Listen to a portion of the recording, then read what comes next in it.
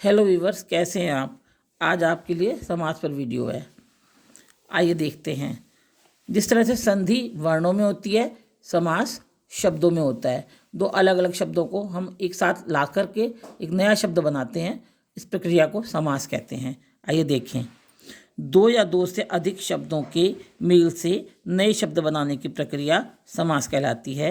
जैसे घोड़े पर सवार, घुड़सवार, रात और दिन, रात दिन।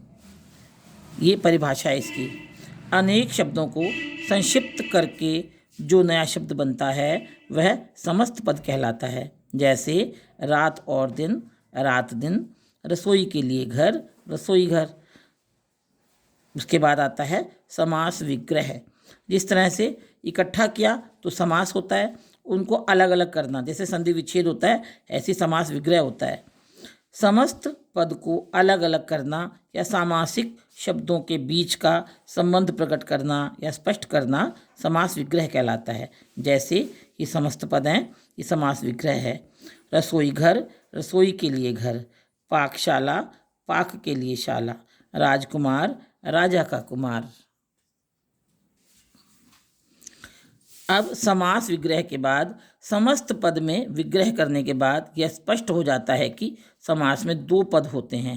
इनमें से पहला पद पूर्व पद कहलाता है और दूसरा पद उत्तर पद कहलाता है। ये इसकी विशेषता कह लो आप, या इसके बारे में पद के बारे में बताया जा रहा है। जैसे राजकुमार, राजा का कुमार। राजमहल, राजमहल, राजा का महल, राजमहल। यहाँ राज पूर्व पद है दोनों के अंदर और महल उत्तर पद है। ऐसे ही राज पूर्व पद है और कुमार उत्तर पद है। समास करने के बाद जो शब्द बनता है वह समस्त पद कहलाता है। जैसे राजकुमार और राजमहल, यहाँ पर समस्त पद हैं। इन पदों की प्रधानता के आधार पर ही समास के 6 भेद होते हैं। और विशेष बात, महत्व के आधार पर पदों को मुख्य यानी कि प्रधान या गौण पद कहते हैं।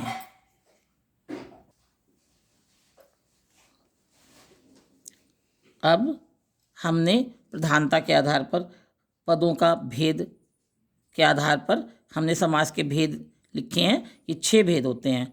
तत्पुरुष समास, कर्मधारय समास, द्विगु समास, द्वंद्व समास, अव्ययी भाव समास, बहुव्रीहि समास। ये हम आगे पीछे कर सकते हैं, इसमें कोई परेशानी नहीं होती है, लेकिन ये होते 6 हैं हर हाल में। नंबर 1 तत्पुरुष समास।